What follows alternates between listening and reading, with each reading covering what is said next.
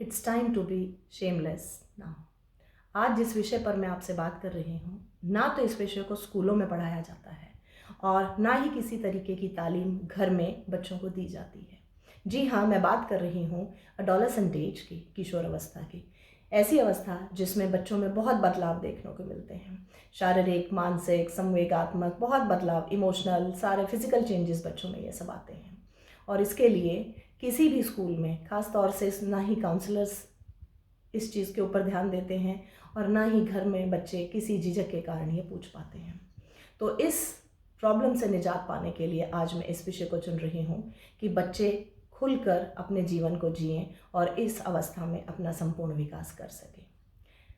एक ऐसी अवस्था, अडोलेसेंट अवस्था ऐसी होती है जिसमें बच्चों के अंदर खास तौर से शारीरिक विकास बहुत ज़्यादा होता है। हार्मोनल चेंजेस बहुत ज़्यादा आते हैं। लड़का हो या लड़की, दोनों में बदलाव आते हैं। और लड़के खास तौर से उनकी आवाज़ भारी होती है, बच्चों में एक फिज़िकल चेंजेस, उनमें बहुत मूंछ दाढ़ी आनी शुरू हो जाती है। लड़कियां जिनके अंदर शरीर में परिवर्तन आ जाता है और ख़ास तौर से बच्चों में मासिक धर्म शुरू हो जाता है। अगर हम इस पीरियड की बात करें कि बच्चों में जो पीरियड्स आते हैं, मेंसेस आते हैं, लड़कियां खुलकर किसी से पूछ नहीं पाती।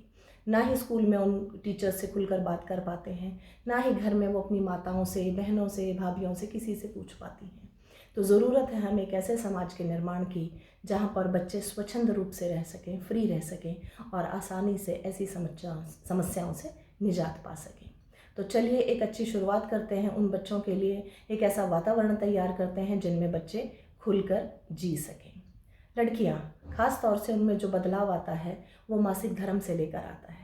ना ही इसके बारे में स्कूलों में ये बताया जाता है, ना ही सामग्री उपलब्ध कराई जाती है। लड़कियां बहुत ज़्यादा परेशान होती हैं। उन्हें ऐसे रूप में बदलाव देखने को मिलता है जिसे वो एक्सेप्ट ही नहीं कर पाती हैं, अपने अंदर उसको वो झेल ही नहीं पाती हैं कि उनके अंदर ये जो बदलाव आ रहे हैं, क्यों आ रहे हैं, कैसे आ रहे हैं।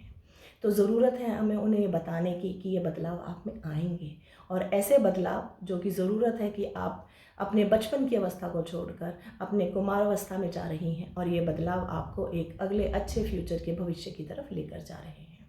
ख़ास तौर से मैं इन दिनों की बात कर रही हूँ जो चक्र 3 दिन से शुरू होकर 7 दिन तक पूरा होता है और बच्चों में किसी में ज़्यादा, किसी में कम कमर दर्द की समस्या या बच्चे को पेट दर्द की समस्या, ख़ास तौर से बच्चा बाहर निकलने में झिझकता है। तो ऐसी समस्या जो ये होती है, इसको बहुत प्यार से बच्चे को समझाएं, बच्चे को घर में बैठकर रिलैक्स करेंगे कि ये परिवर्तन आपके अंदर आना है।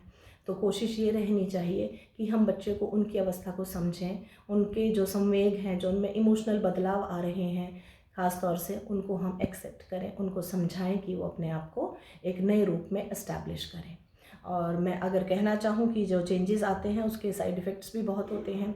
बच्चों को नॉलेज नहीं होता जिसकी जानकारी देना बहुत ज़रूरी होता है। मेरी ये रिक्वेस्ट है हमारे प्रशासन से भी, स्कूल के डायरेक्टर्स, प्रिंसिपल्स के साथ, कॉलेज डायरेक्टर्स के साथ, कि काउंसलिंग सेशंस बच्चों के लिए ज़रूर रखें और किसी भी तरीके की जो जानकारी है उनके लिए ख़ास तौर से स्कूल में काउंसलर्स को रेगुलर अपॉइंटमेंट्स के साथ गायने के और इनके बच्चों के लिए मेडिकल कैंप्स की भी अरेंजमेंट ज़रूर की जाए। और मैं चाहूँगी कि बच्चे एक ईजी और फ्री वातावरण में रहें, जिसके लिए ज़रूरत है उन बच्चों को समझने की और समझाने की।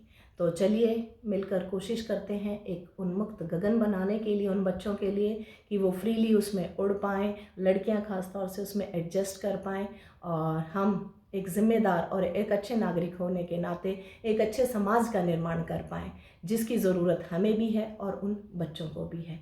तो let's and I want that it is the right time to be shameless now. Thank you guys. इस विषय पर अधिक जानकारी के लिए आप मुझे इंस्टा और फेसबुक पर डिस्क्रिप्शन में लिंक मिलेगा, टैग कर सकते हैं, लाइफ विद सुशील रांगी। और मैं चाहूँगी कि बहुत सारे क्वेश्चंस किसी भी एक ओपन सेशन के लिए आप मुझसे जुड़ें और एक अच्छे बेहतर समाज का निर्माण करें। Thank you guys, thank you.